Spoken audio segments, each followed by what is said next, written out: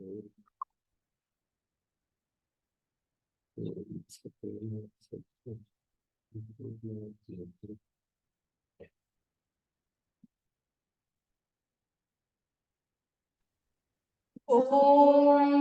श्री गुरुभ्यो नमः।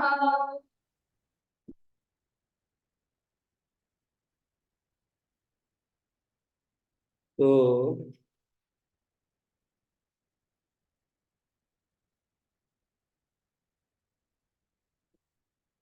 स्त्रियाम सूत्र पर जो ये शब्द आए,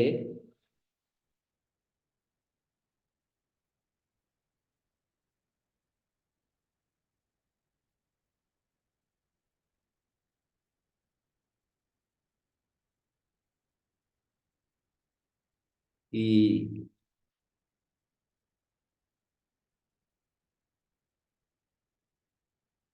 ये जैसे ब्राह्मण क्षत्रिय आदि व्यक्ति नाम अत्यंत सादृश्यात् उपदेशादेव ब्राह्मणत्वादि नाम अभिव्यक्तिर्भवति। नो खलु ब्राह्मण क्षत्रियो पुरो अवस्थितयो अयम ब्राह्मण क्षत्रिय इति प्रागे उपदेशात् प्रत्यय उदेति। कभी भी ऐसा नहीं होता है कि ब्राह्मण क्षत्रिय सामने खड़े हों तो ये ब्राह्मण है, एक क्षत्रिय है। कभी महर्षि दयानंद जैसा व्यक्ति हो तो क्षत्रिय लगेगा, मतलब डीडोल से पराक्रमी और तेजस्वी और दृढ़ांग मजबूत, और कोई साधारण पतला सा व्यक्ति हो तो वो ब्राह्मण लगेगा, और है वो क्षत्रिय। तो ब्राह्मण और क्षत्रिय व्यक्ति अत्यंत सादृश्य है। उपदेशादेव ब्राह्मणत्वादि नाम अभिव्यक्ति, उपदेश से ही ब्राह्मणत्वादि की अभिव्यक्ति होती है। उपदेश से पहले हमें पता नहीं चलेगा। यथा गवास्व व्यक्त्योर अभावे शश विषाणादोपि उत्तर पदार्थ द्वारका सामान्य योगा सामान्यम जाति। गव अश्व व्यक्त्योर अभावे शश विषाणादोपि उत्तर पदार्थ द्वारक सामान्य योग सामान्यम जाति। स्त्रीत्वम स्त्रीता पुंस्त्वम पुंस्त्वा इत्यादि सामान्य भी सामान्यांतर से सद्भाव। सामान्य में भी सामान्यांतर का सद्भाव। गोत्वादो सत्ता सामान्य से, जैसे गोत्व है उसमें भी सत्ता सामान्य है। गोत्व तो गो व्यक्ति को बता रहा है, गो व्यक्ति के अंदर जो जाति है उसको बता रहा है, पर उसमें भी सत्ता सामान्य तो है ही। गोत्व में दो चीज होगी, एक गोत्व और एक सत्ता सामान्य। फिर लिखा है एक शब्द, नहीं अस्माकम वैशेषिकाणाम निसामान्यानि सामान्यानि। हम वैयाकरण लोग वैशेषिकों की तरह सामान्य निसामान्य नहीं होता है। जैसे वैशेषिकों को सामान्य निसामान्य होता है, सामान्य में सामान्य नहीं होता है, ऐसा वे कहते हैं। तो हमारे यहाँ निसामान्य सामान्य नहीं होता, सामान्य में भी एक और सामान्य हो सकता है, परम सामान्य। जाति मनुष्य जाति, और मनुष्य जाति में भी एक और सामान्य रह सकता है हमारे यहाँ, तो हमारे विचार के अनुसार हमारी प्रक्रिया में।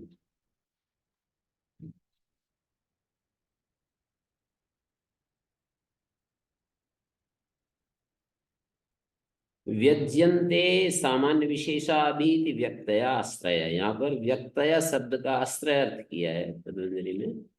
जो था ना सामान्य बहु प्रकारा व्यक्तया, व्यज्यन्ते सामान्य विशेषाभि, जिन आश्रयों से सामान्य विशेष अभिव्यक्त होते हैं, सामान्य और विशेष अभिव्यक्त होते हैं। तदुक्तम भवति विचित्रत्वाद आश्रयाणाम व्यंजकानाम क्वचित आश्रय कस्यचित् सामान्य विशेषस्य व्यंजका न सर्वा सर्वस्य। आश्रय जो है विचित्र है। विचित्रत्वाद आश्रयाणाम व्यंजकानाम क्वचिद आश्रय कश्चिद आश्रय कस्यचित् सामान्य विशेषस्य व्यंजका न सर्वा सर्वस्य। तत्र चेतनेषु स्तेनादिमति व्यक्ति स्त्रीत्वस्य व्यंजिका, चेतनों में स्तेनादिमति व्यक्ति स्त्रीत्व की व्यंजिका है। लोमसत्वादिमति पुंस्त्वस्य व्यंजिका उभय व्यंजना नपुंसकत्वस्य। अचेतनेषु कथम नहीं तत्र किंचिदपि लिंगम व्यज्यते। तथा चेतने भी अर्थ व्यक्तिगत, अर्थ व्यक्ति वस्तु आदि शब्दानाम, जैसे अर्थ है, व्यक्ति है, चेतने भी अर्थ व्यक्ति वस्तु आदि शब्दानाम भिन्न लिंगानाम अपि अनुत्पत्ति। चेतने भी अर्थ व्यक्ति वस्तु आदि शब्दानाम भिन्न लिंगानाम अपि अनुत्पत्ति। दार शब्दस्य च पुल्लिंगस्य भार्यायाम अनुत्पत्ति। दार शब्द पुल्लिंग है भार्या के लिए, कलत्र शब्द नपुंसकलिंग है भार्या के लिए। चेतने भी अर्थ व्यक्ति वस्तु आदि शब्दानाम भिन्न लिंगानाम अपि अनुत्पत्ति। अर्थ है, व्यक्ति है, वस्तु है, ये भिन्न लिंग वाले चेतन पदार्थ के लिए इनका अनुत्पन्नता हो जाएगी। इसलिए कहा क्वचित आश्रय विशेषाभावाद उपदेश व्यंग्याय भवन्ति यथा ब्राह्मणत्वादय। आश्रय विशेष के अभाव होने पर, माने तद अभिव्यंजन समर्थम आश्रय विशेषा अचेतनेषु सर्वत्र उपदेशादेव अभिव्यक्ति। अचेतनों में तो उपदेश से ही अभिव्यक्ति होगी। स्त्रीलिंग पुल्लिंग नपुंसकलिंग का हम विभाजन कर नहीं पाएंगे। अचेतन जितने भी पदार्थ हैं अपने यहाँ, अंग्रेजी में तो शायद, अंग्रेजी में तो नपुंसकलिंग में डाल देते हैं जितने भी अचेतन है, पर यहाँ ऐसा नहीं है।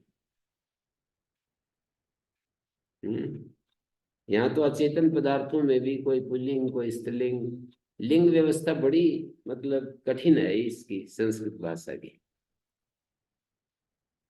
कोई पुल्लिंग में हो जाता है, कोई स्त्रीलिंग, कोई नपुंसकलिंग, फिर उसके साथ सर्वनाम शब्दों का जो प्रयोग करेंगे वो बड़ी दिक्कत आती है। मातृभाषा में तो ये सारी चीजें सहज हो जाती है। मातृभाषा में तो सुनते सुनते परिचय हो जाता है लिंग आदि का, हम वैसा ही बोलेंगे, उल्टा पुल्टा नहीं निकलेगा मुंह में से। पर जो नए जो पढ़ेंगे ना, दूसरा जो जिनकी मातृभाषा नहीं है, फिर जो संस्कृत पढ़ना शुरू करेंगे तो उनको बड़ी कठिनाई होगी।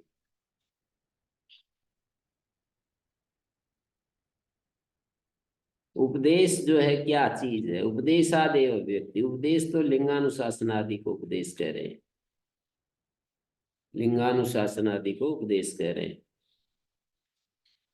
ब्राह्मणत्वादय आश्रय विशेषाभावात। आश्रय विशेष का मतलब हो गया जो लिंग को अभिव्यंजन समर्थ जो चीज है उसको आश्रय विशेष कहते हैं। लिंगाभिव्यंजन समर्थ आश्रय विशेष। लिंग को प्रकट करने में जो सक्षम है उसको आश्रय विशेष कह रहे हैं। लिंग को प्रकट करने में सक्षम हमको चेतन पदार्थों में तो मिल सकते हैं, पर अचेतन पदार्थ में तो नहीं मिलेंगे, और चेतनों में भी कई बार नहीं मिलेंगे। लिंग को प्रकट करने का सामर्थ्य जो है, ब्राह्मण और क्षत्रिय का उदाहरण दिया। ये दो ब्राह्मण क्षत्रिय जैसे खड़े हैं तो उनमें नहीं पता चलता, ऐसे चेतनों में भी दार शब्द कैसे हम पुल्लिंग कर सकते हैं। लिंगाभिव्यंजन सामर्थ्य तो उसमें स्त्रीत्व का है, शब्द है पुल्लिंग। कलत्र में शब्द नपुंसकलिंग है। लिंगाभिव्यंजन जो स्त्रीलिंग को अभिव्यंजन करने का सामर्थ्य है उस पदार्थ में, तो चेतन पदार्थ जो है वो स्त्रीलिंग को प्रकट करने का सामर्थ्य रखता है। ऐसे ही बहुत सारे जैसे कृत्रिम वो बन जाते हैं, पुरुष वेशधारी स्त्री वेशधारी नाटकों में जो बन जाते हैं पात्र, वहां पर भी नहीं पता चलेगा। वो तो प्रतीयमान अवस्था जो है उसकी वो है स्त्रीत्व की, और है वो पुंस। ऐसे सब बातों पर भाष्यकार ने विचार किया है। भ्रूकुंस आदि शब्द, तो इसलिए इसमें मूल में बहु प्रकारा का क्या अर्थ? बहु प्रकारा क्या है? व्यक्तिया तो आश्रय है, बहुत प्रकारा आश्रया येषां सामान्य विशेषण। बहुत प्रकार के आश्रय हैं। व्यक्तया माने सामान्य विशेष के आश्रय, और वो बहुत प्रकार के हैं। प्रकार का क्या मतलब? भेद, प्रकार तो भेद होता है। वही किसको कहते हैं बहुत भेद वाली का क्या मतलब? वो आश्रय बहुत भेद वाले हैं ना, सामान्य और विशेष जो है ना। सामान्यानि तुल्य जातीय पदार्थ साधारणत्व विशेषाश्च परस्पर तो विजातीय व्याविशिष्यन्ते व्यावर्त्यन्ते सामान्य विशेषा। यथैवि गोत्वादय सामान्य विशेषा भिन्नेष्वपि आश्रयेषु अभिन्नाकार बुद्धि अभिधान हेतवा तथा स्त्रीत्वादयपि यथैवि गोत्वादय तुल्य जातीय सर्वेषु वर्तन्ते भिन्न जातीय व्यावर्तन्ते। ऐसे स्त्री इत्यादि में भी है। क्या है? आचार्यों का स्त्रीत्व प्रति दर्शन भेदा दोष दर्शनात् से पृच्छति स्त्रियामित्युच्यते केम स्त्री नाम। ये स्त्री क्या चीज है, स्त्री को हम कैसे समझें? तो बोले वृत्तिकारस्तु विदिताभिप्रायो दर्शांतरमाश्रित्या सामान्य विशेषा। कहाँ है ये? बहुत प्रकार सामान्य विशेषा स्त्रीत्वादय। स्त्रीत्व आदि शब्द से तो स्त्रीत्व पुंस नपुंसकत्व ले रहे हैं। ये सामान्य विशेषा है। बहु प्रकारा तो वही है, बहुत सारे भेद हैं जिनके ऐसे हैं आश्रय। वही भेद किसको कहते हैं? भेद आश्रय तो बहुत सारे होंगे व्यक्ति के रूप में, मुझे समझ में आ रहा है। भेद तो वही होता है जो दूसरे से ये नहीं है, इसी को भेद कहते हैं। ये नहीं है, इसी को भेद कहते हैं। मतलब भेद का मतलब है बहुत प्रकार, बहुत भेद वाले आश्रय। आश्रय जो है ना वे, जैसे गाय में स्त्रीत्व का आश्रय, घोड़े में, उसमें वडवा में स्त्रीत्व का आश्रय। ऐसे वे आश्रय बहुत भेद वाले हैं। जैसे ये जो है मयूर है, मयूरनी है, और ये क्या बोलते हैं, जितने भी स्त्रीत्व शब्द के, पशुओं की अलग अलग जातियों में भी स्त्रीत्व है, कॉमन। हाँ स्त्रीत्व है, पर उसके आश्रय जो है अलग अलग है ना। ये वडवा है, ये गाय है, ये है।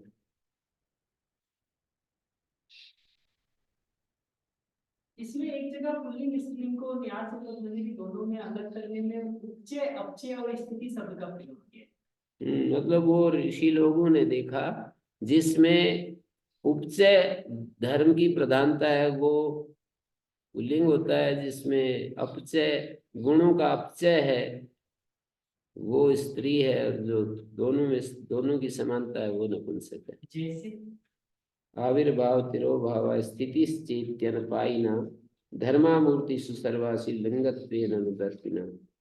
उपचय अपचय और अंतराल अवस्था नपुंसक है। मतलब कस्य पुनराविर्भावादि का लिंगम, जो गुण होते हैं ना, गुण सत्व रजस तमसाम गुणानाम तत्परिणाम रूपाणाम शब्द स्पर रूप रस गंधा नाम, ऐसा दिया महाभाष्य में।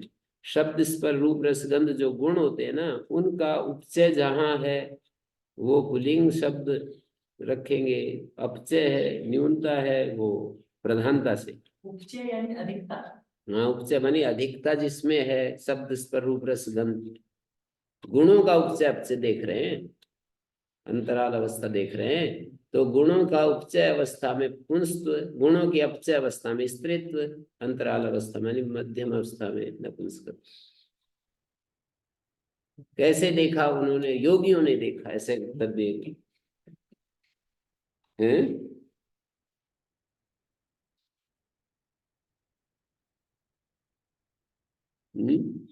समझ से बाहर है।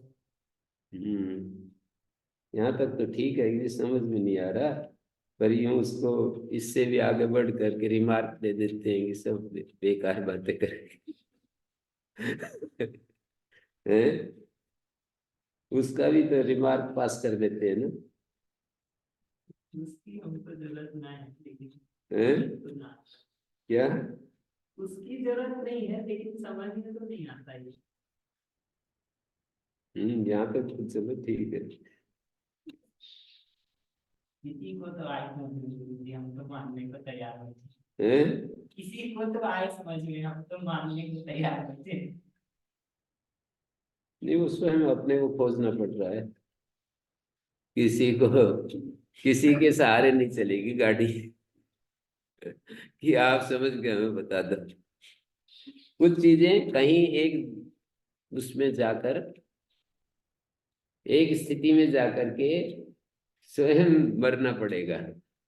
दूसरे के मरने से हमारा मरना नहीं, हम नहीं मरेंगे, हमें ही स्वयं मरना पड़ेगा एक स्थिति में जाकर।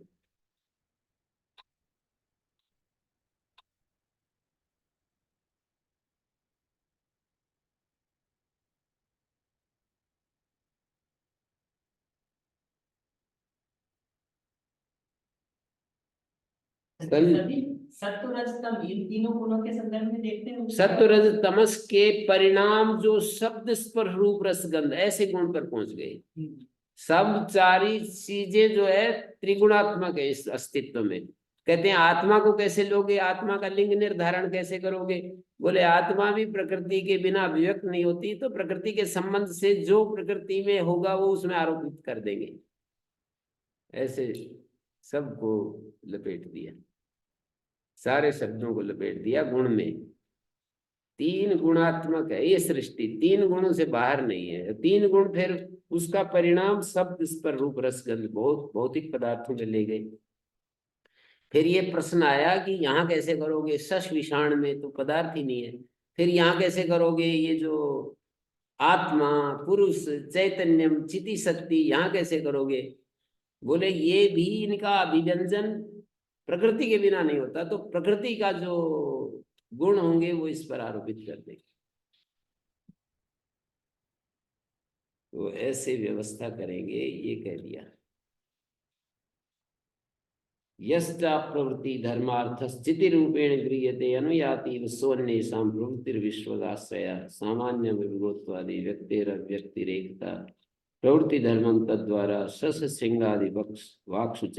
ये सारे मतलब भाष्यकार ने तो कहा ही है, भर्तृहरि ने इतना वो बना दिया, इतना ज्यादा जो है ना, भर्तृहरि ने इतना अधिक लिख दिया इसके ऊपर सिद्धांततः, भाष्य को आश्रय बना करके श्लोकों में उन्होंने बहुत बड़ा वाक्य पदीयम जब बोलते हैं ना, भाष्य की व्याख्या भी लिखी है 3 पादों पर शुरू शुरू में। तो कैयट के समय पूरी उपस्थित थी, आजकल मिलती भी नहीं है।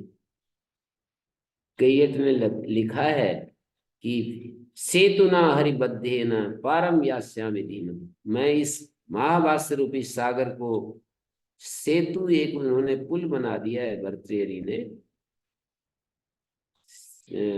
हरि ने, भर्तृहरि ने पुल बना दिया है, उस पुल के सहारे मैं इस सागर को पार कर जाऊंगा, महाभाष्य रूपी सागर को। पर ये शब्द स्पर्श मतलब व्यवहार के रूप में दिखता है। शब्द स्पर्श आदि जो गुण है ये तो स्त्रियों में ज्यादा अच्छे दिखाई देते हैं पुरुषों की तुलना में। ये देखने की बात है, एक्टिविटी ज्यादा है स्त्रियों किसी ने कहा कि पुरुषों में ज्यादा है सौंदर्य, पुरुष में ज्यादा है, स्त्री में सौंदर्य नहीं, ऐसे किसी ने एक ने निर्णय दिया। किसमें है ये मनुष्य, जी, लेकिन कौन इसके प्रति ज्यादा सेंसिटिव है? अगर वो देखेंगे तो वो तो स्त्रियों में ही ज्यादा दिखता है, पूरा बाजार तो उसी पे चल रहा है।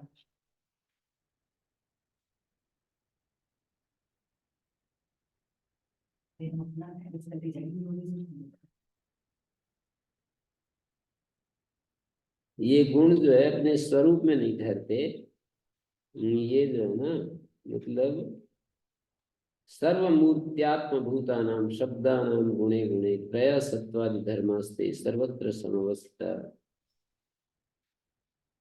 ये सब जो है सन्निधाने पदार्थानाम किंचिदेव प्रवर्तकम यथा तक्षादि शब्दानाम लिंगेषु नियमस्तथा। कहते हैं ये जो तक्षा मतलब उसको बढ़ई को तक्षा के आधार पर तक्षा कैसे कह दिया, वो तो कील ठोकता भी है, लकड़ी को छीलता भी है, जोड़ता भी है, फिर इतने सारे निमित्त हैं उसमें एक निमित्त को पकड़ करके तक्षा कैसे कह दिया? तक्षा, बढ़ई को तक्षा तक्षण क्रिया के आधार पर कर दिया। यार बहुत सारे हैं, बढ़ई को नाम देने के बहुत सारे कारण थे। बोले बहुत सारे होते हुए किसी एक को पकड़ करके जैसे प्रयोग हो जाता है, ऐसे लिंगों में भी बहुत सारे कारण होते हैं, उनमें से किसी एक लिंग को किसी एक गुण को पकड़ करके नाम दे देते हैं। सन्निधाने पदार्था नाम किंचिदेव प्रवर्तकम, कुछ कोई को प्रवर्तक मान लेते हैं।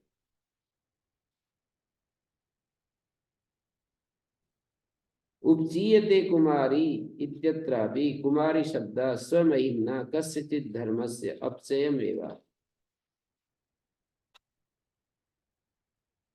शब्दांतर प्रयोगा तो धर्मांतर से उपचय प्रतीयते एवं क्षीयते वृक्षा। कहते हैं दूसरे शब्दों के योग से, एवं क्षीयते वृक्षा जैसे कहा, तो अपचय जो वृक्ष में दिखाई दे रहा है वो तो क्षीयते के कारण है। वृक्ष तो अपने आप में उपचय को प्राप्त हो रहा है। वृक्ष का लिंग पुल्लिंग है और उसमें उपचय धर्म देख रहे हैं, शब्द स्पर रूप रस गंध का। तो कह रहे हैं कि क्षीयते वृक्षः, ये कैसे हो गया? तो बोले क्षीयते के कारण अपचय दिखाई दे रहा है।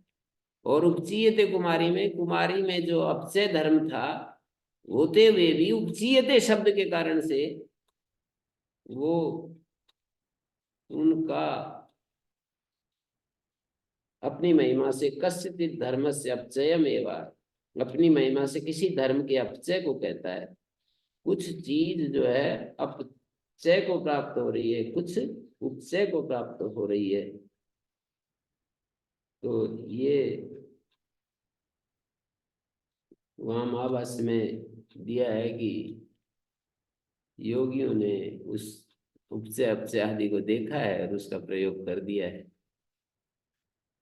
मन की इतनी एकाग्रता बिल्कुल निरंतर बनी रहे, कुछ लोगों में ही संभव है। ऐसा तो हम असंभव तो नहीं कह सकते कि ये तो कोई कर ही नहीं सकता। अब मनुष्य अपने आधार पर निर्णय कर देता है ना, कि भाई ऐसा तो कोई कर ही नहीं सकता, अपनी बुद्धि के आधार पर निर्णय दे देता है, ऐसा तो कोई हो ही नहीं सकता। पर इस अस्तित्व में जैसे अरबों खरबों लोगों में से एक दो ऐसा आ जाता है जो ऐसा कर देता है, बस वही वो बन जाता है। पूरा इतना अस्तित्व को देखेंगे ना अध्ययन करके, तो इसमें कोई एक आधा ऐसा हो जाता है कि ऐसा मतलब बिल्कुल सामान्य से अलग हट करके हो जाता है। ये तो सही है कि ढेर सारे नहीं मिलते, पर इस अस्तित्व में कोई एक ऋषि आदि कोई एक एक ही तो है। मतलब कोई एक ऐसा अलग अलग समय में हुए ये अलग बात है, पर एक समय तो ऐसे ढेर सारा रहा होगा कभी कोई समय कि बहुत सारे लोग भी होंगे। बहुत सारे भी इतने ज्यादा नहीं, जो सामान्य जनता से तो कम ही होंगे, 150 200 इतने ही होंगे। जब खूब लाखों करोड़ों होंगे तो भी, तो वो जो है ना, वो कुछ लोग ही होते हैं जो अत्यंत, जैसे श्री कृष्ण है, कितने लाखों साल में मतलब एक कोई ऐसा आ गया कि बिल्कुल एकदम से सब व्यवहारों में बिल्कुल शांत रहते हैं, कभी भी उनमें उद्विग्नता आती नहीं। श्री राम है, कभी कभी उनमें आई है एक आध बार, बाकी तो बहुत ही ज्यादा मतलब उसको उदाहरण पकड़ करके ही फिर कह देते हैं हम भी ह्यूमन बीइंग हैं। जैसे कहेंगे श्री राम की तरह, अरे श्री राम क्या बताएं, हम भी ह्यूमन बीइंग हैं। उनमें भी थोड़ा सीता के गायब हो गई तो फिर वो हो गया था ना, धैर्य छोड़ दिया।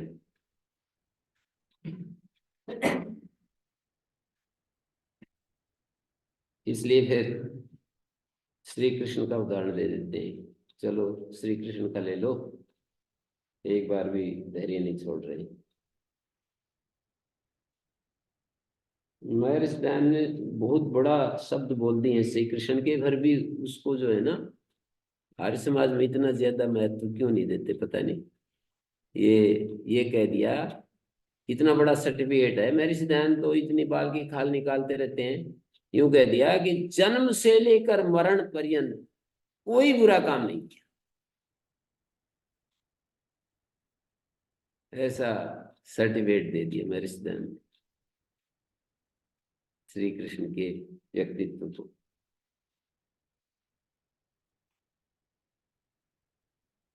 तो ये यही तर्क ठीक है कि उपदेश में जो लिंग बता देंगे वो मान लेंगे। उपदेश का मतलब लिंगानुशासन किताब लिखने वाले है। मतलब किताब लिखने वाले।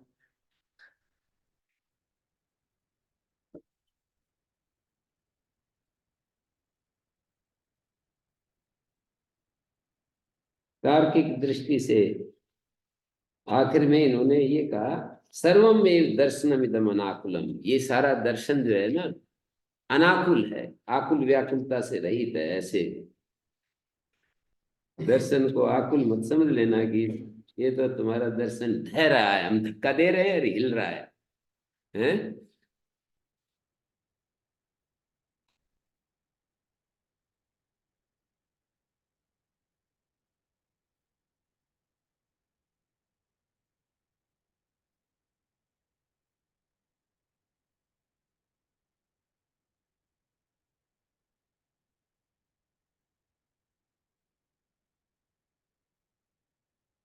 जी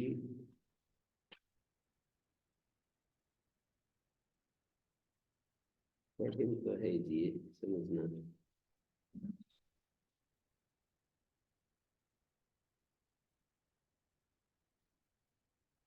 यहाँ पर ये जो पंक्ति है बहु प्रकार सामान्य विशेषा स्त्रीत्वादयो गोत्वादय बहु प्रकारा बहु भेद वाली के आश्रय, बहु भेद हैं जिनके ऐसे आश्रय हैं। मतलब वो जो आश्रय हैं उनके भेद, उनके जो प्रकार हैं, उनके जो भेद हैं। भेद का मतलब होता है, भेद का मतलब अन्योन्या भाव, तार्किक भाषा में कहें तो। घट पट नहीं है, पट घट नहीं है, ये भेद का उदाहरण देते हैं वे लोग। घट घट में पट नहीं, घटे पटत्वम नास्ति, पटे घटत्वम नास्ति, ये भेद का उदाहरण देते हैं। अन्योन्य भाव, जो चार अभाव है ना, उनमें से भेद को वो अन्योन्य भाव के अंतर्गत रखते हैं। तो बहु प्रकारा मानी बहु भेदा व्यक्त, अर्थात वे आश्रय एक दूसरे से भिन्न भिन्न दिखाई दे रहे हैं।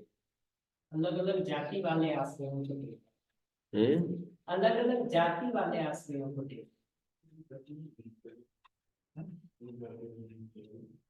एक जाति में जो भेद है उसको फिर प्रकारा उस रूप में नहीं कहते सामान्य रूप से। जो गाय गाय में भेद है ना, उसको बहु प्रकारा नहीं कहेंगे, वो तो व्यक्ति के बहुवचन में ही आ जाता है। वही व्यक्ति का बहुवचन में जो सामान्य विशेष, वो तीसरा वाला मतलब क्या कहते हैं उसको, वैशेषिक का जो विशेष है उससे अलग करते हैं उसको।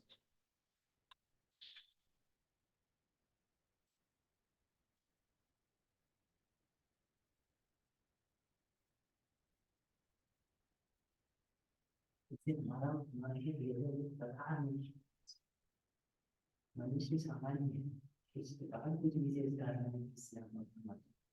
बहुभेदा व्यक्त, स्त्रीत्व जो है ना वो पशु में भी है, पशु में भी फिर बहुत सारे अलग अलग हैं, जातियां हैं, उनमें स्त्रीत्व है।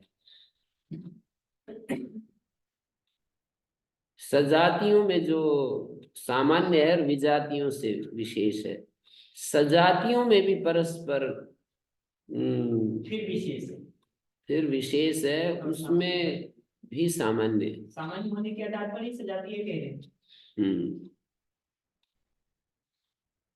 गाय गाय में जो भेद है ना कुछ आकृति का, जैसे गिर गाय अलग है, हरियाणवी अलग है, साहिवाल अलग है।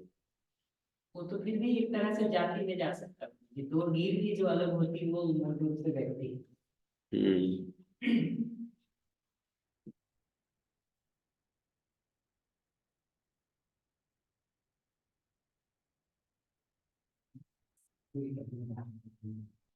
ये दिया सामान्य विशेषा में कर्म, ये द्वंद्व समास, सामान्यानि च तानि तुल्य जातीय पदार्थ साधारणत्वात् विशेषाश्च। कर्म कर्म धारय समास, सामान्य विशेष में कर्म धारय माने या इसमें द्वंद माने तो कर्म धारे दिखा रहे हैं न्यासकार तो। सामान्यानि च तानि तुल्य जाति पदार्थ साधारणत्वात् विशेषाश्च परस्पर तो विजातीभ्यः विशिष्यन्ते व्यावर्तन्ते स्त्रीत्वादयो गोत्वादयो यथैव गोत्वादय सामान्य विशेषा भिन्नेषु अपि स्वास्त्रेषु गोत्वादि सामान्य विशेष हैं भिन्नेषु अपि स्वास्त्रेषु अभिन्नाकार बुद्धि अभिधान हेतवा तथा स्त्रीत्वादयो यथैव गोत्वादय तुल्य जातीयेषु सर्वेषु वर्तन्ते विजातीयेभ्यश्च व्यावर्तन्ते तथा स्त्रीत्वादयो भी तस्मात् तद्वदेव तेऽपि सामान्य विशेषा ननु च सामान्य विशेषाणां सर्व व्यक्ति अनुगतत्वाद् अस्मिन् अपि दर्शने सैव सर्वत्र सर्वलिंगता प्रसंगा दर्शनान्तरमुत्सृज्यितं दर्शनमाश्रयितुं बहुप्रकारा व्यक्तया बहुप्रकारा व्यक्तयो येषां सामान्य विशेषणां हेतुत्वः। बहुप्रकारा व्यक्तया नहीं होना चाहिए, यदि ये समास कर देंगे तो बहुप्रकार व्यक्तय ऐसा भी मिलता है पाठ इस शब्द में। बहुत प्रकार वाले व्यक्ति हैं जिनके जिन सामान्य विशेषण बहु प्रकारा व्यक्तय येषां सामान्य विशेषाणां ते बहु प्रकार व्यक्तया।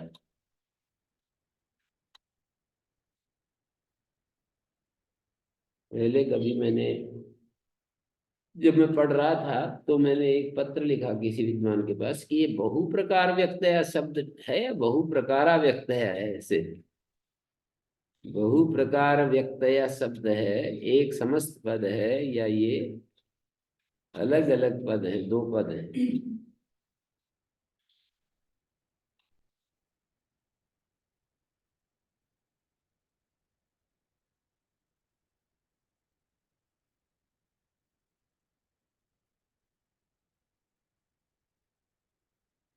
कहते हैं विचित्रत्वात् सामान्य विशेषाश्रयाणां व्यंजकानां कस्यचिदेव सामान्य विशेषा केनचिदेव आश्रयेण व्यज्यते न सर्वा सर्वेण प्रतिनियत विषयत्वात् पदार्थ शक्तिनां येन अर्थेन स्त्रीत्वमेव व्यज्यते न पुंस्त्वं नापि नपुंसकत्वं सा स्त्री एव भवति न पुमान् न नपुंसकत्वं येन पुंस्त्वमेव व्यज्यते स पुमान् एव ये नपुंसकत्वमेव व्यज्यते स नपुंसकमेव यस्तु द्वयो त्रयाणां वा व्यञ्जका स द्विलिंगा त्रिलिंगा वा भवति तथा तटी ततम् तेन नास्मिन् दर्शने पूर्वदोषः अवतरः यस्तरी सामान्य विशेषस्य आश्रयो व्यंजको न भवति स कथं तद्योगात् स्त्री भवति पुमान् नपुंसकस्य। सामान्य विशेष का आश्रय व्यंजक नहीं मिले तो फिर कैसे करेंगे, तो बोले उपदेश से कर लेंगे।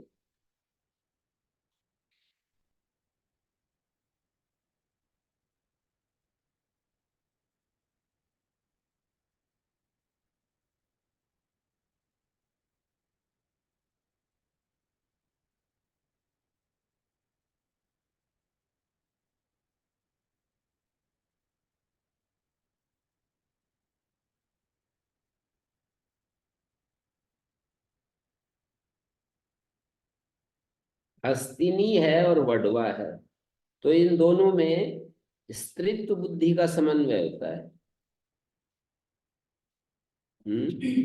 तिस्रो जातय एवेता केशांचित समावस्थिता। तीन जातियां हैं किन्हीं के मत में। तीन अवान्तर जाति कौन सी हैं? स्त्री पुमान नपुंसक।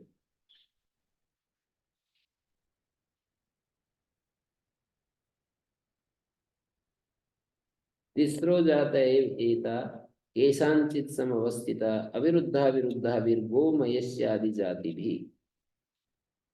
गोमयस्यादि जातियों के साथ अविरुद्ध होकर के ये तीन रहते हैं।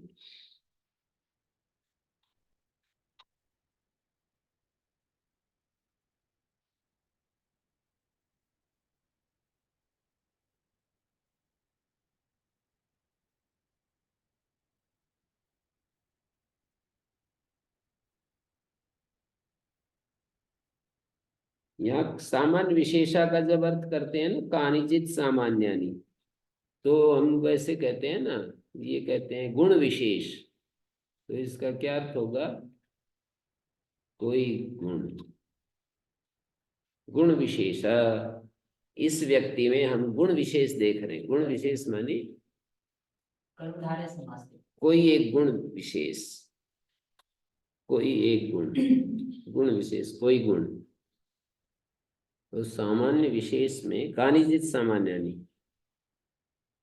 और एक दूसरा अर्थ दिया सत्ता व्यतिरिक्तेषु सामान्येषु, सामान्य विशेष शब्द रूढ़ है। सत्ता व्यतिरिक्त जो, सत्ता से अतिरिक्त जो सामान्य है उसमें सामान्य विशेष शब्द रूढ़ है। तीसरो अवंतर जातीय, सामान्य विशेषा माने 3 अवान्तर जातियां।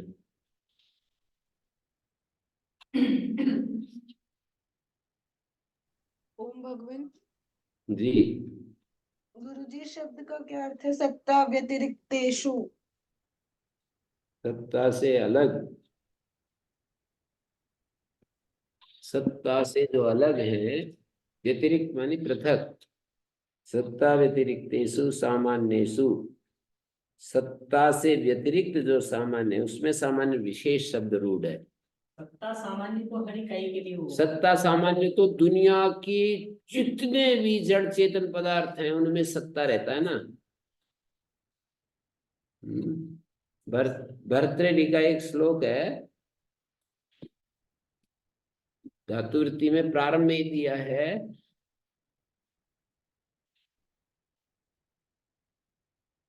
सामान्य से तो एक ही जाति में सब आ रहे हैं। संबंधी भेदात सत्ता एव विद्यमाना गवादिषु जातिरिति उच्यते तस्याम सर्वे शब्दा व्यवस्थिता ताम प्रातिपदिकार्थम च धात्वर्थम च प्रचक्षते। संबंधी भेदात सत्ता एव, संबंधी भेद से सत्ता ही गो आदि में बढ़ती हुई जाति कह दी जाती है।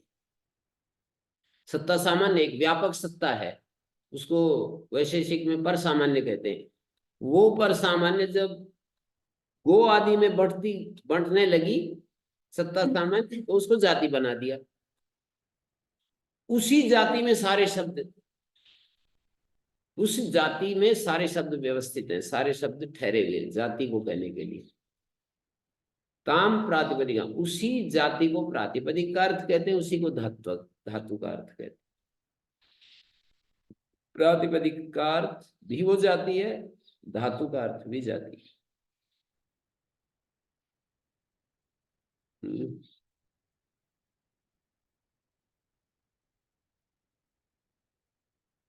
कल हम ये रूप पूछ रहे थे तो इनको अच्छा अभ्यास ही नहीं मिला। काशीराम जी को काम दे रहे हैं इसलिए कि रट डालो रूपों को, कोई भी रूप सामने आए तो उसको कोई तो होना चाहिए ना। अगे जी इनको खड़ा कर दे है,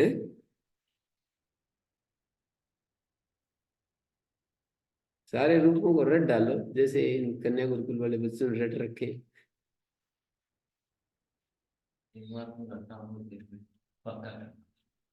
हाँ पक्का कर दो।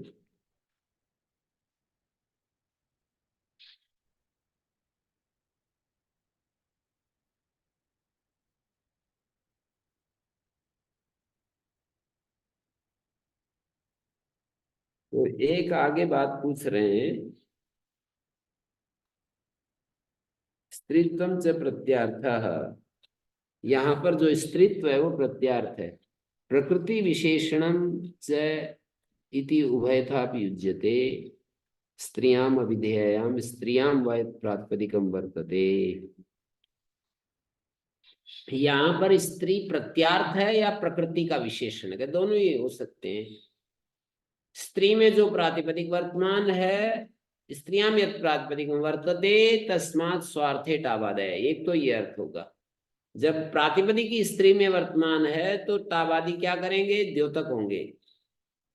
और जब हम कहेंगे कि प्रातिपदिक से स्त्री अभिधेय में टाबादी होते हैं तो वाचक होंगे।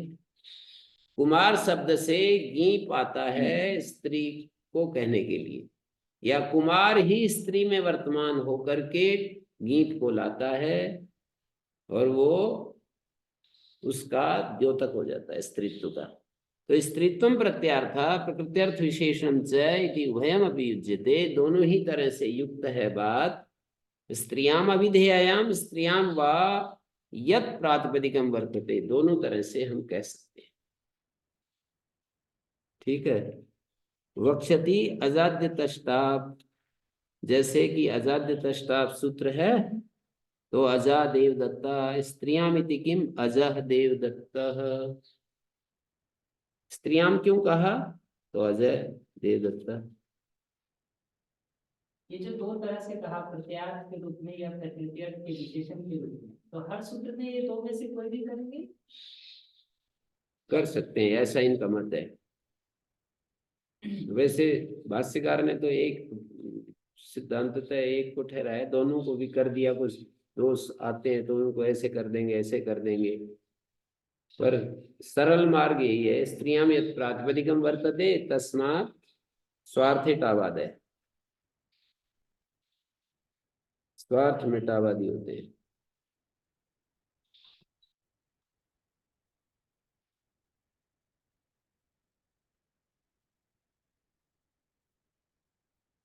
अजाद्य तष्टाप अजादिभ्य प्रातिपदिकेभ्यो अकारान्तात् से प्रातिपदिकात् स्त्रियां टाप प्रत्ययो भवति।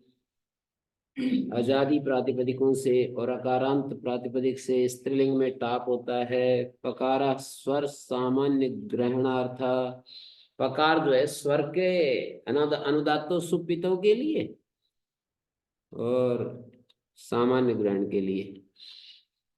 टाप डाप जाप, मतलब कहीं जैसे आप आएगा ना, ये जो सूत्र है हमारा ज्ञा प्रातिपदिकात में जो आप आया है ना, स्वर सामान्य ग्रहणार्थ टकारा सामान्य है, हैं? ये जो पकार किया है, अनुदात्तो सुप्तितो से कोई स्वर में फर्क पड़ता है? स्वर में फर्क पड़ेगा। फिर तो इसको सामान्य ज्ञानार्थ नहीं कहते, वही कहना चाहिए। नहीं, दो बात कही है ना, सामान्य ग्रहणार्थ भी हो गया, एक एक अनुबंध के कई प्रयोजन भी होते हैं ना, स्वर के लिए भी हो गया और सामान्य है। मूल में स्वर के लिए तो नहीं लिखा है। मेरी पुस्तक में ऐसे पकारा स्वर सामान्य ग्रहणार्थ, आपके में क्या है? स्वर नहीं, पकारा सामान्य। अच्छा, इसमें स्वर सामान्य ग्रहणार्थ लिखा है, तकारा सामान्य ग्रहण अभिघातार्थ। चलो अभी नहीं, तो तकार का कोई और प्रयोजन नहीं है। नहीं, सामान्य ग्रहण अभिघातार्थ च नहीं है। पकारा सामान्य ग्रहण था, पद्मंजलि में तो यही पाठ है, पकारा सामान्य ग्रहण था। न्यास में भी यही पाठ है, मूल में कुछ गड़बड़ कर दी होगी। स्वर जो है ना, काशिका में स्वर जोड़ रहा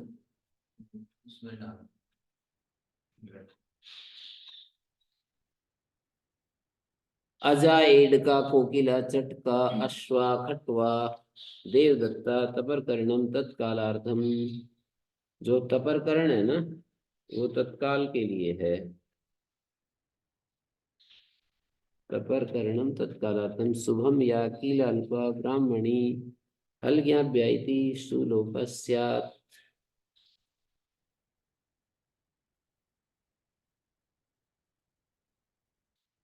शुभम या कीलाल्पा ब्राह्मणी हलज्ञाभ्याइति सुलोपस्यात्। ये बिना किसी आवश्यक के आए हुए ये स्त्रीत्व को कहते हैं।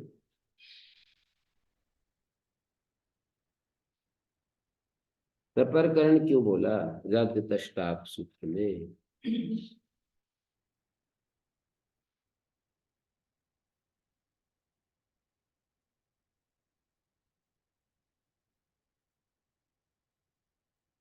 शुभम या कीलाल्पा ब्राह्मणी हलज्ञाभ्याइति सुलोपस्यात् है। हलज्ञाभ्या सूत्र अगर टाप लाए हो तपरकरणम तत्कालार्थम शुभम या कीलाल्पा ब्राह्मणी हलज्ञाभ्याइति सुलोपस्यात्। कीलाल्पा को क्या है? कीलालम पाती कीलाल्पा, कीलालम क्या है? अन्न शायद होता होगा, अन्न की रक्षा करने वाली ब्राह्मणी।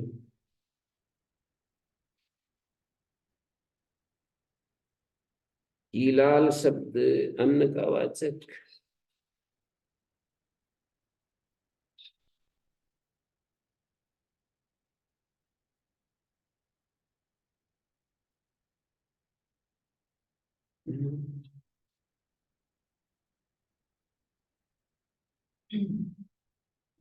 कीलाल शब्द कोश में देखा जा सकता है। कन्या गुरुकुल वाले बच्चे बताओ देख करके, कीलाल शब्द का क्या अर्थ है?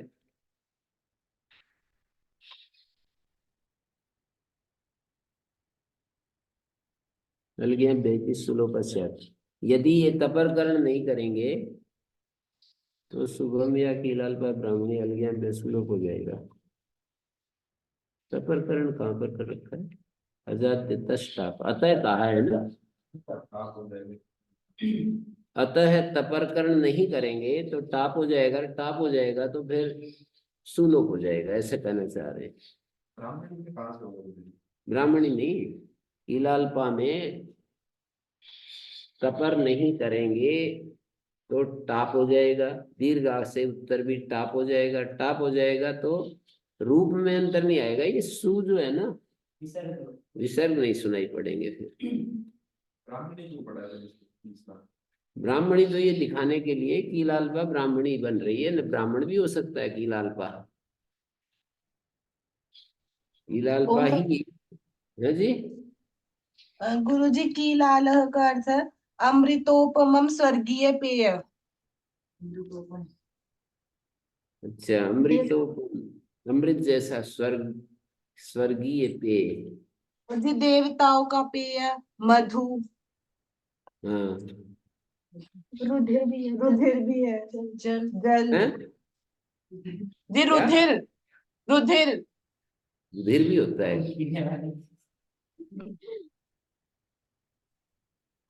मेरे मन में वही थी, लेकिन रुधिर भी होता है, पर ये अच्छे अर्थ में। मच्छर को कहना चाहिए कीलाल्पा। मच्छर को कहना चाहिए कीलाल्पा।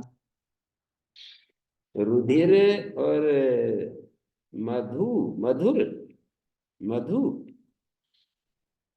अमृत, देवताओं का पेय। जी अमृत, कीलाल्पा मिश्रा।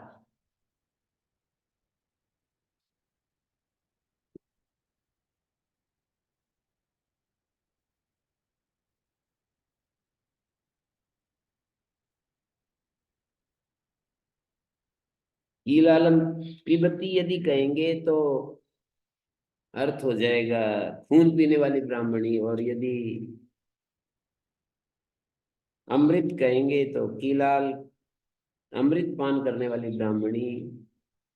और कीलाल पा यदि पा धातु का रक्षार्थ करेंगे तो रक्त की, खून की रक्षा करने वाली ब्राह्मणी, ऐसे कुछ अर्थ होगा।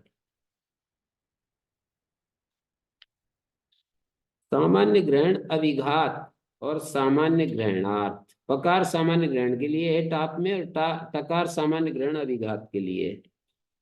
अजादि ग्रहणं तु क्वचित जाति लक्षणे किसी प्राप्ति, क्वचित प्रयोग लक्षणे, क्वचित पुष्प फलोत्तर पद लक्षणे, क्वचित वयो लक्षणे, गीपी, क्वचित टिल लक्षणे। इन सब की प्राप्ति में अजादि गण पढ़ा है। आगे ये सूत्र आ रहे हैं। जाति लक्षण गीस की प्राप्ति में अजादि गण है, प्रयोग लक्षण की प्राप्ति में अजादि गण है, पुष्प फलोत्तर पद लक्षण में अजादि गण है, वयो लक्षण जैसे कुमार शब्द से वैसी प्रथमे, तो वहां तो गीप हो जाता है वैसी प्रथमे, पर यहाँ कहीं कहीं है। टित लक्षण में भी कहीं कहीं है। हलंता नाम तो अप्राप्ते कस्मिं सदा विधीयते। हलंत शब्दों में अप्राप्ते, किसी की प्राप्ति नहीं थी, आपका विधान कर रहे हैं। शूद्रा च अमहत् पूर्वा जाति पठ्यते, शूद्रा च अमहत् पूर्वा जाति पठ्यते, तस्य अयम् अर्थः शूद्र शब्द टापम उत्पादयति जातिश्चेत् भवति। शूद्र शब्द टाप को उत्पन्न करता है यदि वो जातिवाचक होवे। शूद्रा च अमहत् पूर्वा जाति, शूद्र शब्द टाप को उत्पन्न करता है जातिश्चेत् भवति। शूद्रा च महत्वपूर्ण जाति थी पठ्यते, तस्य अयम् अर्थः, ये एक गण सूत्र है या वार्तिक है। गण शूद्र च महत्पूर्व जाति इति पठ्यते।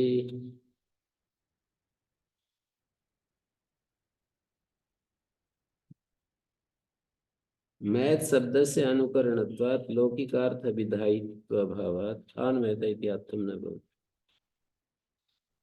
तो अमैथपूर्व जाति शूद्र शब्दो टापम उत्पादयति जातिश्चेत् भवति। शूद्र शब्द टाप उत्पन्न को टाप प्रत्यय को उत्पन्न करता है, यदि वो जाति बने शूद्रा हो गया जाति। पुंयोगे घीसा ये भवतम शूद्र से भार्या शूद्री पुंयोगादाख्यान महत्पूर्व से अमहत्पूर्व प्रतिषेध टाप महाशूद्री। अमहत्पूर्व महत्पूर्व में आएगा तो फिर शूद्र शब्द टाप को उत्पन्न नहीं करेगा, तो महाशूद्री बन गया। महाशूद्र शब्द आभीर जाति वचना तत्र तदंत विधि न टाप, तदंत विधि से टाप पाएगा तो महाशूद्री बन गया। कोई कहे ग्रहण बता प्रातिपदिकेन तदंत विधि न इति कथम तदंत विधि, कोई कहेगा कि ये तदंत विधि कैसे होगी, ग्रहणवान प्रातिपदिक से तो तदंत विधि होती नहीं। तो कहते एतदेव ज्ञापकम भवति अस्मिन् प्रकरणे तदंत विधि थी। यही ज्ञापक होता है कि इस प्रकरण में तदंत विधि होती है। जो अमहत्पूर्व कहा है ना, इसी से पता लगता है कि इस प्रकरण में तदंत विधि होती है। अस्मिन् प्रकरणे तदंत विधि तेन अति धीवरी अति पीवरी अति भवती अति महती इति भवती। यहाँ पर जो है वन और रच आदि में ये अति धीवरी, तदंत में भी रेफ और गीप आदि हो रहे हैं। अति पीवरी अति भवती, उगितश जैसे अति भवती अति महती, ये सब प्रयोग हो रहे हैं क्योंकि तदंत विधि होती है।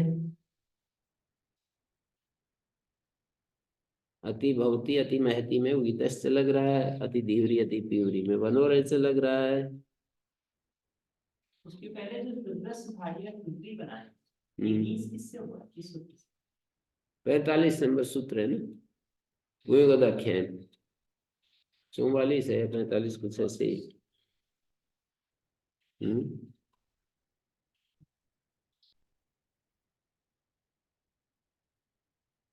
शूद्र की भार्या शूद्री होता है और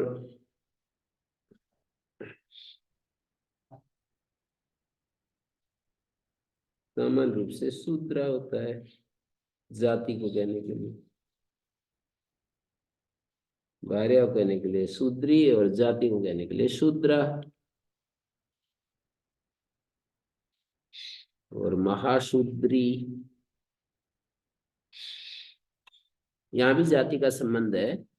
महाशूद्री जैसे कोई महती शूद्रा, अत्रि उत्तर पदम शूद्र शब्दों जातो वर्तते न समुदाय महती शूद्रा रूप। तो अमहत्पूर्व में भी जाति का संबंध है।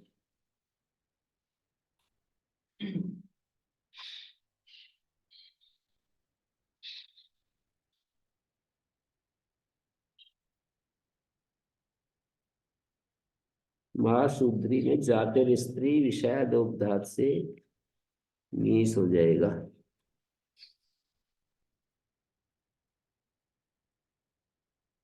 दीवानम अतिक्रांता अति धीवरी, पीवानम अतिक्रांता अति पीवरी, कुगति प्रादय समास और फिर वनोरज जैसे गीप और रह नहीं होते हैं।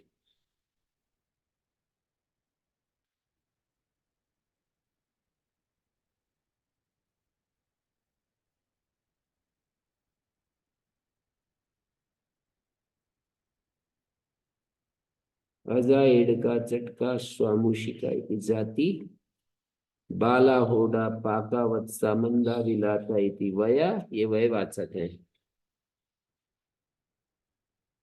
पूर्वापहाणा अपरापहाणा तित निपातना तृणत्वम, पूर्वापहाणा अपरापहाणा तित और लुडंत, लुडंत शब्द है ये। पूर्वापहान अपरापहान ये शब्द हैं।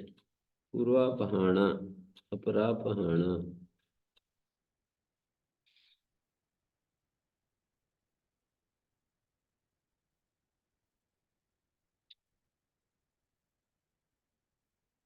ये गण सूत्र हैं। आगे त्रिफला दिगो, त्रिफली नहीं बनता, त्रिफला बनता है। भस्त्र फला, जिन फला, क्षण फला, पिंड फला। बहुब्री में त्रिफली संगति, त्रिफली संगति, तीन फलों का समाहार, संगति। सत प्राक कांड प्रांत शत एकेभ्य पुष्पात, ये गण सूत्र बोलते हैं। सत पुष्पा, प्राक पुष्पा, कांड पुष्पा, प्रांत पुष्पा, शत पुष्पा, एक पुष्पा। पाककरण से गीस का अपवाद है। शूद्राचा मत पूर्वज जाति। नागेश तो इसको वार्तिक मानता है, गण सूत्र नहीं मानता। कृंचा उष्णिया यहाँ पर गण सूत्र के रूप में पढ़ दिया है। कृंचा उष्णिया देव विषा हलंत है। ज्येष्ठा कनिष्ठा मध्यमा पुयोग है। कोकिला जाती है। मूला नया अमूला, नए नए पूर्वक मूल शब्द से टाप होता है। अमूला मूल रहित कोई औषधि, जिसकी मूल नहीं होता है उसको अमूला कहते हैं।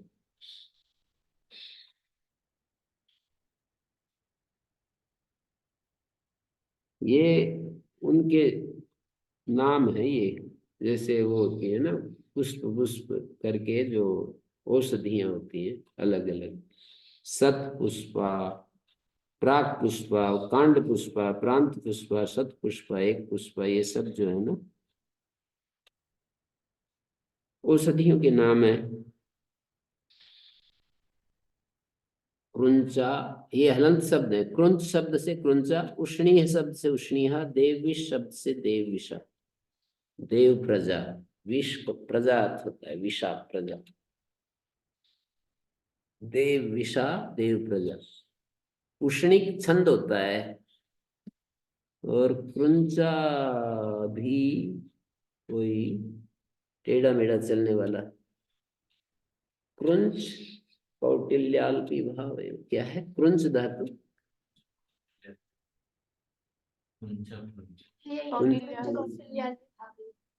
कुंच कृंच दो धातु है। कौटिल्य और अल्पी भाव। रिन्ने भ्योगीत, ऋण्येभ्यो गीत, ऋकारान्तेभ्यो नकारान्तेभ्य प्रातिपदिकेभ्यः स्त्रियां गीत प्रत्यय भवति। गकार सामान्य ग्रहणार्थ। गीत का जो गकार है सामान्य ग्रहण के लिए है और पकार स्वर के लिए। कर्त्री, हर्त्री, दंडिनी, छत्रिणी। उगितश्च उगित यश संभवति यथा कथंचित्, मतलब यदि वर्णा उगित संभवति, यदि वह प्रत्यय अथापि प्रातिपदिकम सर्वथा यत्र येषाम् अन्यतमा प्रकार संभवति यथा कथंचित् शब्द का अर्थ ये होगा। उक इत है जिसका, जैसे भी हो, वर्ण का हो, उक संभव होना चाहिए, वर्ण का हो, प्रत्यय का हो या प्रातिपदिक का हो। तद उगित शब्द रूपम तदंत स्त्रियां गीत प्रत्यय भवति, भवति, अति भवति, पचन्ति, यजन्ति।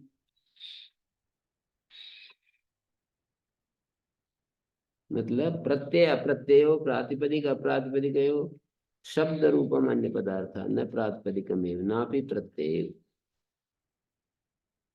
प्रत्यय अप्रत्यय में, प्रातिपदिक अप्रातिपदिक में शब्द रूप अन्य पदार्थ होगा, न प्रातिपदिकमेव नापि प्रत्यय।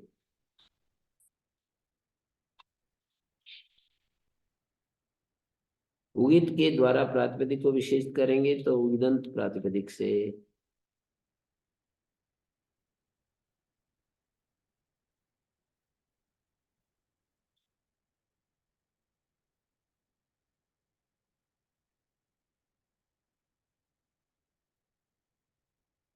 तो धातु और उगीता प्रतिषेध। उखाश्रत पर्णध्वत यहाँ नहीं होगा। उखा से गिराने वाली, पत्ते से गिराने वाली ब्राह्मणी, उखाश्रत ब्राह्मणी। गिरने वाले थे। मतलब अंदर कैसे करते हैं पूछना चाह रहे गिराने वाली गिरने वाली या गिराने वाली क्या ब्राह्मणी है ना, तो उखा से गिराने वाली, कोई चीज को उखा से ऐसे गिराने वाली, बांटते समय जैसे उखा से कोई बांट रही है, पत्ते से, किसी पत्ते से कुछ चीज दे रही है। वर्णध्वज बड़े प्रसिद्ध शब्द रहे होंगे, आजकल पता नहीं है, चले गए, व्यवहार से चले गए, आउटडेट हो गए। हम्म।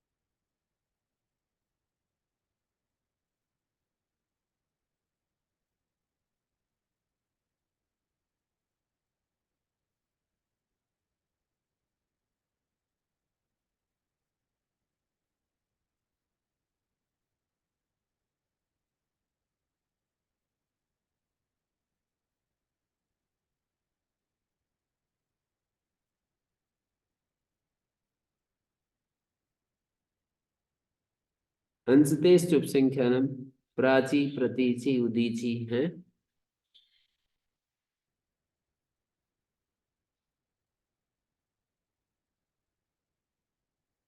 प्राची, प्रतीचि और उदीची है।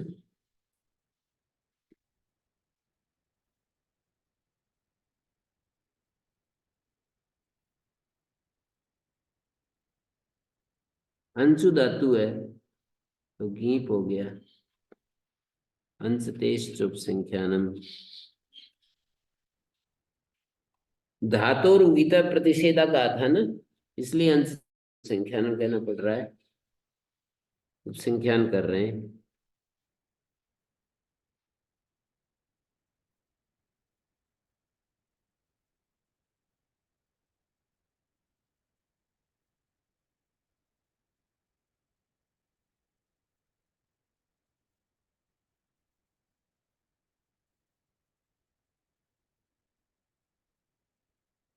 वन और वनंतात प्रातिपदिकात् स्त्रियां गी प्रत्यय भवति, रेफा रेफ रेफ अंतादेश होता है। धीवरी, धीवन शब्द था न को रे और गी पीवरी। धीवा तो वही होता है जो मछली पकड़ने वाली धीवरी। शर्वरी रात होती है, परलोक दृश्वरी परलोक को देखने वाली, और पीवरी मोटी, पीवन मोटा। ऋण्य व्ययतेव गीपी सिद्धे तत्संयोगेन रेफ विधानार्थम वचनम। ऋण्य व्यगीप से गीप सिद्ध है, उसके साथ में रेफ विधान के लिए वचन है। वनो न हस प्राप्त गीप रौ उभौ अभी प्रतिसिद्धे थे। वनो न हस प्राप्त गीप रौ उभौ अभी प्रतिसिद्धे थे। सहयुद्ध्वा ब्राह्मणी, सहयुद्ध्वा ब्राह्मणी वनो न हस प्राप्त गीप रौ उभौ अभी प्रतिसिद्धे थे।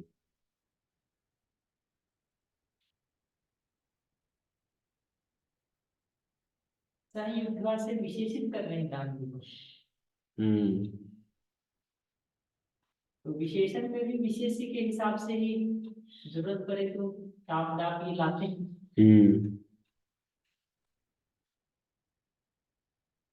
किसको पूछ रहे हैं आप? संयुद्ध ब्राह्मण। प्रतिषेध कर दिया ना। जी जी, वही प्राप्ति है तभी प्रतिषेध करते हैं। विहित विशेषण हस ग्रहण है। वनो न हसा जो वार्तिक है ना, विहित विशेषण हस ग्रहण है। हसंतात धातुर्यो वन विहिता तदंतात प्रातिपदिकात गी प्रव न भवता। परे विशेषण नहीं है, पर विशेषण होता है, विहित विशेषण होता है। 8वें अध्याय में हमने देखा था ना, नेर विभाषा आदि सूत्र में ण्यंत से विहित जो कृत प्रत्यय, ण्यंत से परे 8वें अध्याय में ऐसे आया था, विहित विशेषण।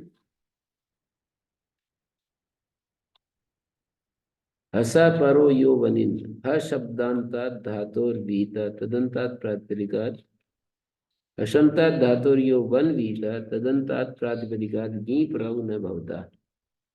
सर्वरी इत्यत्र प्रतिषेध अभाव। सर्वरी में यदि हम यूं कह देते हैं ना, हस से परे वन, तो श्री को गुण हो गया तो सर बन गया।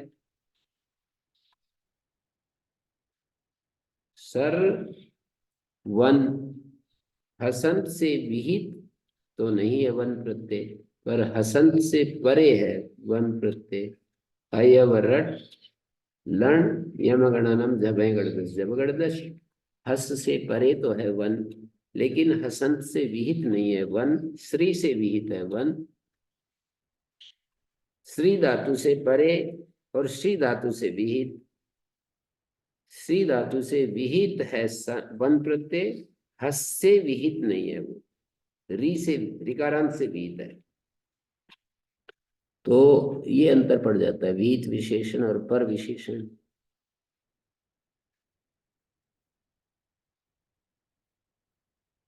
तो सयुद्धा, साथ युद्ध करने वाली ब्राह्मणी, ब्राह्मणी को भी युद्ध में ले गए। पादोन्यतरस्याम, पाद इति कृत समासांता पाद सत्व निर्दिश्यते। 5वें अध्याय के चतुर्थ पाद में समासांत पाद श्लोको अस्त्यादिप्य हो जाता है ना, पाद का लोप हो जाता है। तो वहां पर पादंतात प्रातिपदिकात अन्यतरस्याम स्त्रियां की प्रत्यय भवति। द्विपाद द्विपदी, त्रिपाद त्रिपदी, चतुष्पाद चतुष्पदी। 2 पादों से बहुव्रीहि संख्या सुपूर्व से अकार लोप हो जाएगा। बहुव्रीहि समास में संख्या सुपूर्व के अकार लोप हो जाता है। पादापद से पद भाव हो जाएगा द्विपदी। 6ठे अध्याय के चतुर्थ पाद का सूत्र है पादापद, भय प्रकरण का है। तो पादापद द्विपदी और द्विपाद में संख्या सुपूर्व से बहुव्रीहि समास में संख्या सुपूर्व, संख्या पूर्व वाला सुपूर्व वाले लोप हो जाता है। ताप रिचि पाद रिचि इति अभिधेय निर्देश। रिचि करके ये अभिधेय निर्देश है। रिचि वाच्यायाम पादंतात प्रातिपदिकात स्त्रियां टाप प्रत्ययो भवति। रिचि वाच्य हो तो पादंत प्रातिपदिक से स्त्रीलिंग में टाप प्रत्यय होता है। गीप का अपवाद। द्विपदा रिक, त्रिपदा रिक, चतुष्पदा रिक।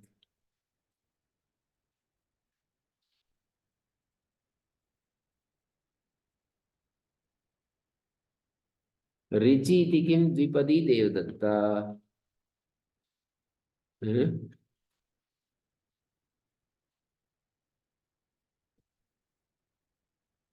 द्विपदा रिक, चतुष्पदा रिक। रिचि इति किम द्विपदी देवदत्ता। तो यहाँ ऋचा नहीं है, यहाँ देवदत्ता को कह रहे। 2 पादौ अस्य द्विपदी देवदत्ता। रिचि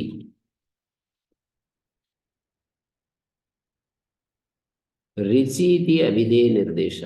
ऋचा अभिधेय बता रहे हैं व्याप्ति न्याय से, विषय निर्देश ही ऋग्वेद विषय प्रयोग नान्यत्र।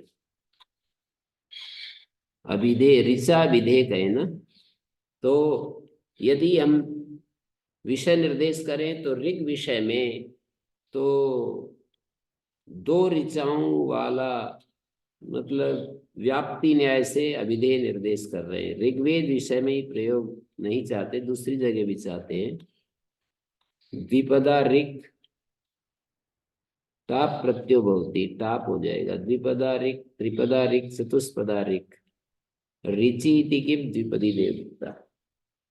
न षट स्वस्त्रादिभ्य षट संज्ञकेभ्य स्वस्त्रादिभ्यश्च षट संज्ञक और स्वस्त्रादि प्रातिपदिकों से स्त्री प्रत्यय नहीं होता। यो यथा प्राप्नोति स सर्वा प्रतिसिध्यते। जैसे पंच प्रातिपदिक है, न का लोप होने के बाद टाप पाता है पंच ब्राह्मण्य सप्त नव स्वस्त्रादि स्वसा दुहिता ननांदा याता। भाइयों की पत्नियां जो है परस्पर याता होती हैं, माता तिस्र चतस्र।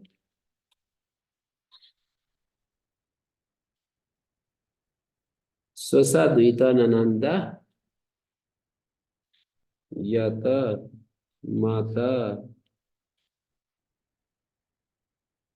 षट संज्ञानाम अन्ते लुप्ते तावुत्पत्ति कस्मान्न स्यात् प्रत्याहारात् चापा सिद्धम दोषस्त्वित्वे तस्मान्नो भऊ। षट संज्ञक षट संज्ञक जो शब्द है ना, पंचन सप्तन आदि, उनके अंत का लोप हो गया, नकार का लोप हो गया, तो टाप उत्पत्ति क्यों नहीं होती, ये प्रश्न है। तो उत्तर देते हैं प्रत्याहारात सुप प्रत्याहारात, यानी सु से लेकर चाप।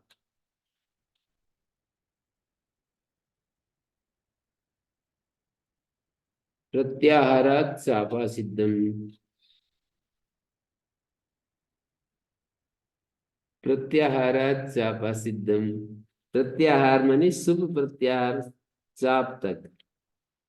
दोषस्त्वित्वे तस्मान् नो भूः। प्रत्याहार माने चाप इति चाप संबंधेन पकारम उपलक्षयति। क्यों सुप उत्पत्ति नहीं हुई, तो उत्तर क्या दिया, चाप तक एक प्रत्याहार बनाएंगे, सुप प्रत्याहार बनाएंगे चाप पर्यंत। यंगस चाप है ना जी, वहां तक एक प्रत्याहार बनाएंगे।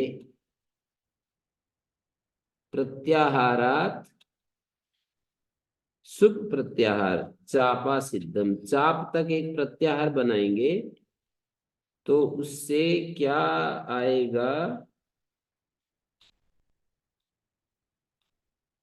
चाप से प्रत्याहार बनाएंगे तो सुप सुपो विधि सुप विधि सुपी वा विधि सुप विधि ताब उत्पत्ति सुप स्यात् अत्रापि परत्र अवस्थिते इत्थम् उच्यते तदपि सुप विधि स्यात् सुपी विधि इति कृत्वा।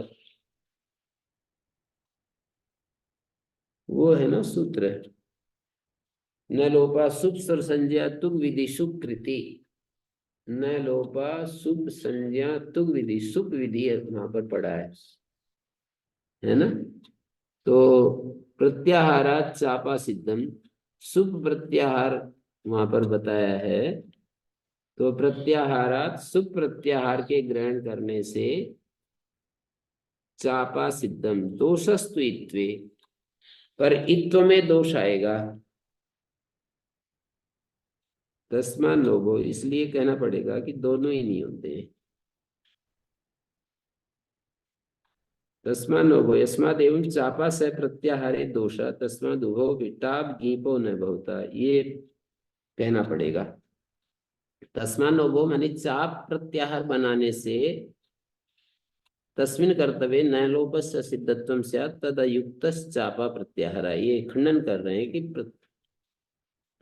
चाप प्रत्याहार से सुप बनाना माने व्यंगस चाप तक सुप प्रत्यय बनाना ये ठीक नहीं है।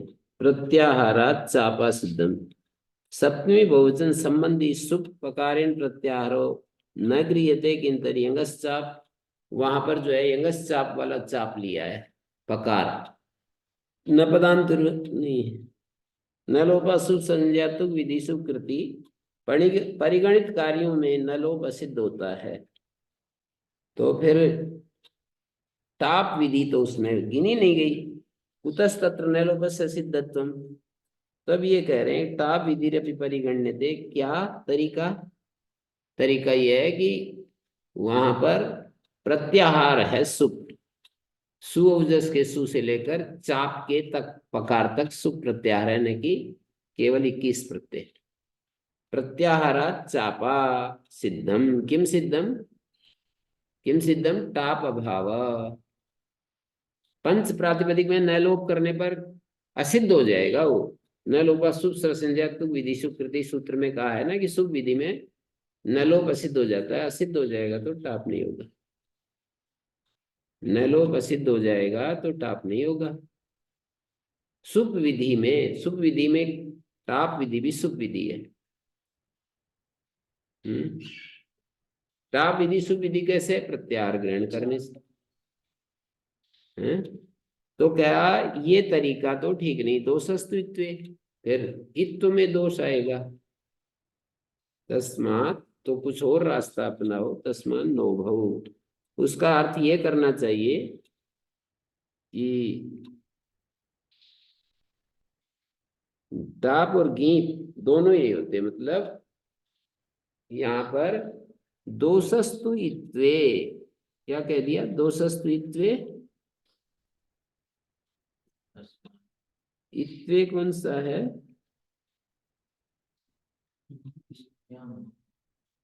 हैं?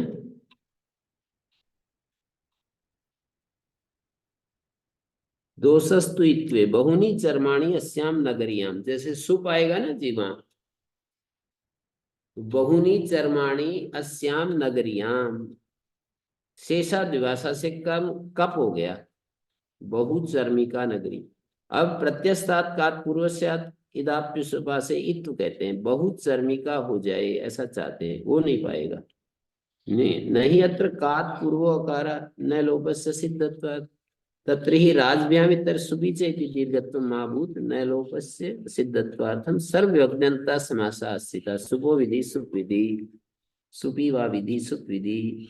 यदि टाप भी सुप से आते थे, टाप को भी सुप मान लेंगे ना, तो वो जो प्रत्यस्तात कात पूर्वस्यात् इद आपी असुप, आप असुप, आपके पर रहते सुप से परे आप ना हो, तो यदि ताप को भी सुप विधि में मिला लेंगे तो न पता न लोपा सुप स्वर संज्ञा तुक विधि सुकृति, न लोपा सुप स्वर संज्ञा तुक विधि सुकृति, सुप विधि ऐसा आएगा। तो उसको कह रहे हैं कि तस्मिन भी कर्तव्य न लोपस्य सिद्धत्वम स्यात्, तो इसलिए अयुक्त है चाप प्रत्याहार बनाना, मतलब चाप से आप प्रत्याहार बनाना, सुप्रत्याहार बनाना, चाप से सुप्रत्याहार बनाना, और ललोपा सुप संज्ञा तुक विधि सुकृति सुप विधि में उसका ग्रहण करना, ये युक्त नहीं है। दोषस्तु इत्वे, इत्व में दोष आएगा। कौन सा इत्व? बहुचर्मिका नगरी, मतलब केवल यहीं की बात नहीं है ना, फिर सुप विधि वो भी सुप विधि ही होगा, टाप भी सुप विधि होगा। तो बहुचर्माणी नगरियाम शेषा द्विभाषा से कब करेंगे? टाप करेंगे और न लोप करेंगे। प्रत्यस्थात इत्व चाहते हैं बहुचर्मिका में, वो नहीं हो पाएगा। नहीं अत्र कात पूर्वकारा न लोपस्य सिद्धत्वात्, असिद्ध हो जाएगा तो कात पूर्वक नकार होगा। बहुचर्मन आगे क है, कप है, बहुचर्मन, बहुचर्मन और आगे क है। प्रत्यस्थ ककार से पूर्व अकार चाहिए और नकार बीच में असिद्ध हो जाएगा। शुभ विधि में न लोप असिद्ध होता है। शुभ विधि क्या है? सुपी विधि शुभ विधि, सुपा विधि सुप विधि, समास इस तरह से करते हैं। सुपो विधि सुप संबंधी विधि या सुप के पर रहते विधि सुप विधि। तो टाप भी यदि सुप में आ जाएगा ना, टाप भी, तो टाप भी सुप के पर रहते विधि हो रही है ना यहाँ पर, तो इसलिए इत्व में दोष आएगा। बहुचर्मिका नगरी, यहाँ इत्व करने में दोष आएगा। तस्मात, इसलिए कोई और रास्ता अपनाना चाहिए। नो बहु, ये कहना चाहिए उत्तम तन्न भवति। ये जो सूत्र है न सट शस्त्रादिव्या, सट और शस्त्रादि प्रातिपदिकों से जो कहा है वो नहीं होता। क्या कहा है? टाप और गीप, ऋण्य गीप से गीप कहा है? और टाप कहा है, दोनों ही नहीं हो। कठिन सा हो गया दिखता है। सठ संज्ञानाम अंते लुप्ते का टाप, प्रश्न तो बहुत सरल है। सठ संज्ञक जो है ना, पंचन सप्तन नवन आदि, तो अंत का नकार लोप होने पर टाप उत्पत्ति क्यों नहीं हो रही है जातितश टाप? तो कह रहे हैं प्रत्याहारात् चापा सिद्धम, कहते हैं यहाँ पर सुप विधि है, न लोप सुप संजातो विधि सुकृति। सुप विधि में न लोप असिद्ध हो जाता है, असिद्ध हो जाएगा तो अकारांत नहीं मिलेगा। यहाँ तक भी ठीक है। दोषस्तुत्वे, इसको थोड़ा समझने में जोर लगाना पड़ेगा। दोषस्तुत्वे ये भी समझ में आ गया होगा। प्रत्याहारात् चापा सिद्धम मतलब सुप प्रत्याहार बनाएंगे और न लोप सुप संजातो विधि सुकृति से असिद्ध कर देंगे। किसको? न लोप को। सुप विधि, सुप विधि में टाप भी आ जाएगा, टाप करने में नलोप असिद्ध हो जाएगा, तो फिर नहीं होगा, टाप नहीं होगा है। दोषस्तुत्व, यदि सुप विधि में असिद्ध करोगे तो वो जो सूत्र है ना, टाप को भी आप सुप विधि कह रहे हो, तो टाप के परे रहते भी सुप विधि होगी और वहां पर नलोप असिद्ध हो जाएगा। फिर बहुचर्मिका नगरी, बहुचर्मिका नगरी में ऐसा हो जाएगा। बहु जस जर्मन जस कप टा, ऐसा ही सुबोध अर्थ प्रातिपदिक है। जर्मन न का लोप, न लोप प्रातिपदिक अंत से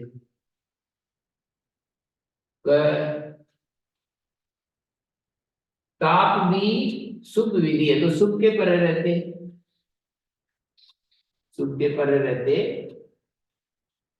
पूर्व में प्रत्यस्त ककार से पूर्व में अकार नहीं मिलेगा, यह सिद्ध हो जाएगा। न लोपा सूत्र संज्ञा तुम विधि सूत्र भी बहुत चर्मिका चाहिए, मैं को ई चाहिए, बहुत चर्मिका, ये नहीं बन पाएगा।